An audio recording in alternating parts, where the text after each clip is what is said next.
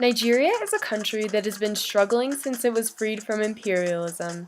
As a result of colonization, a variety of diverse ethnicities were combined together in one heterogeneous state. The current leadership in Nigeria has been struggling to maintain its fragile stability and eradicate corruption and poverty. Previous to its transition to democracy, Nigeria's leadership had been characterized by constant military coup d'etats that would overthrow one dictator only to replace him with another. In 1985, Major General Ibrahim Babangida came into power and promised a peaceful transition to civilian elected leadership in 1990. However, this was met with much resistance by the military, and the date for transition was pushed to 1992. In 1989, political parties were legalized and a draft constitution was written. In 1992, the official transition to democracy began. Elections for a bicameral legislature took place, and the presidential elections were set to take place in 1993. And this is where Nigeria first gets to hear from Kudirat Abiola. Kudirat Abiola was born in 1952 in Zaria, which is located in northern Nigeria. Although she was intelligent and motivated, her family did not have the money to send her to university. Kudirat met her husband, Chief Mashood Abiola, better known as MKO Abiola, in 1972 at the Lagos Trade Fair, where she was working as a sales clerk for an electrical industry. At 21, she married MKO Abiola and became his second wife. Together, they had 7 children. Kudirat became very involved in various Muslim women's organizations and adopted many other social causes, following the example of MKO's first wife, Simbi. Kudirat was also a highly successful businesswoman and built a huge pharmaceutical company.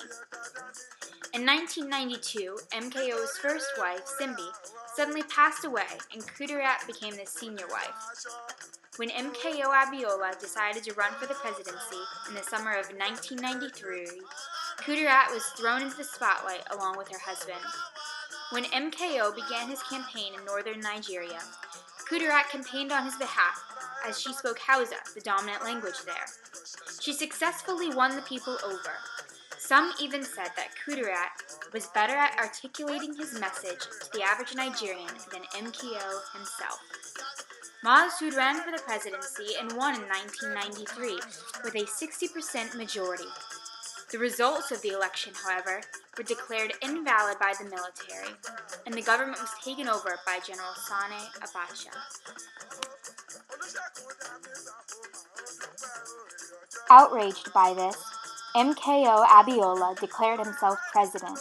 In 1994, MKO was arrested after being accused of treason by Abacha. While her husband was in prison, Kudirat led a democracy movement and campaigned for his release. Her actions were courageous as her situation was extremely delicate. Kudirat stepped up as a leader in a time of confusion for the Nigerian people. She believed that the military had violated the fundamental right that citizens could elect their president. In the summer of 1994, Kudirat was instrumental in leading Nigerian oil workers in a 12-week strike against the government, one of the longest strikes in Nigerian history. The strike proved effective in weakening the government. Also, in December of 1995, Abiola joined many others in marching for democracy in Lagos. Kudirat Abiola was assassinated by members of the military in 1996. MKO would later die in prison in 1998. Kudirat's legacy lives on today through her daughter Hafsat's organization, Kind.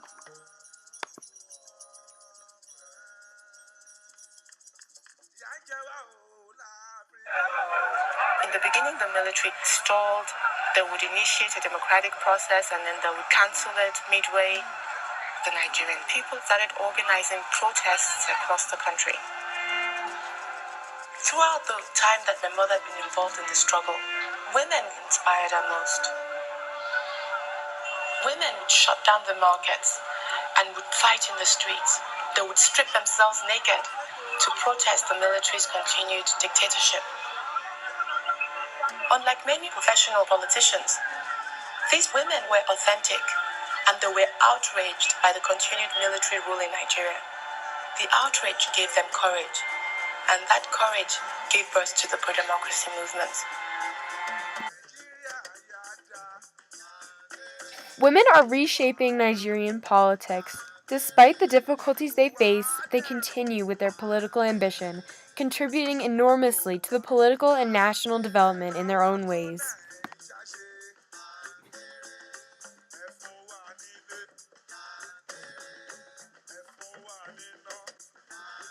Yeah, Northern Nigeria is different from South because it's majority Muslim. We are Muslim, so we abide by the Sharia law, even though it's not really established, but we practice it on ourselves. So would you say female leaderships are definitely like less prominent in the north? in the north than in the south. Yeah, women they're like do everything. But right now, in the north, there are a lot of power to women. Women have like a right. They're coming out doing stuff. They don't care about what men tell them to do. There's feminism going on, female power, and all that, what you can call it. And there are more independent women now than before.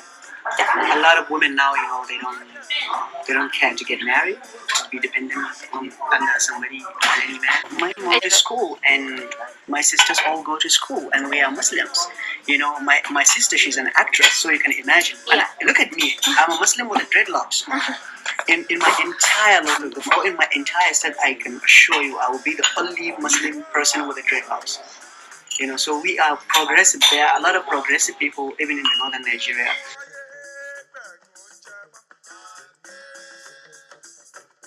Women are breaking down political barriers by gaining acceptance in a traditionally male-dominated society. Well, over the past 20 years, we have watched as women have tried to even get the franchise to be able to vote in northern Nigeria. This happened in 1979, and from that time, they've never looked back. They've been demanding their own space and featuring in politics and public life.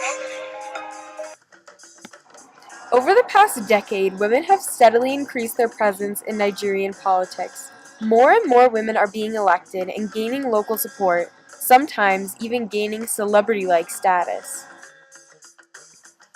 Traditionally, women have had restricted roles in Nigerian society, taking on mostly domestic roles.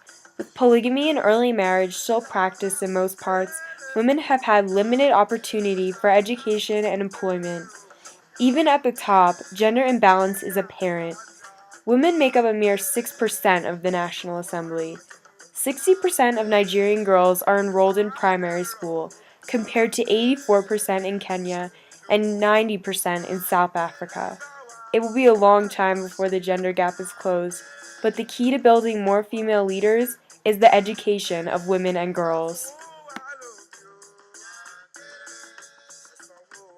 Some schoolgirls who are hoping to make a big difference in Nigeria.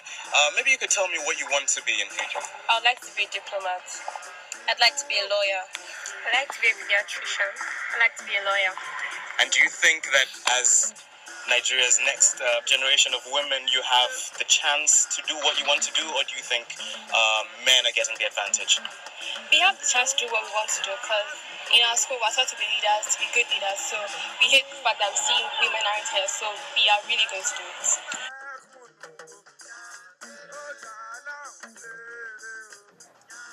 After the death of her father, MKO Abiola, in prison, and the assassination of her mother, Hafsat Abiola founded an NGO in her mother's memory, the Kudirat Initiative for Democracy, known as KIND, a non-governmental group working to strengthen Nigeria's civil society.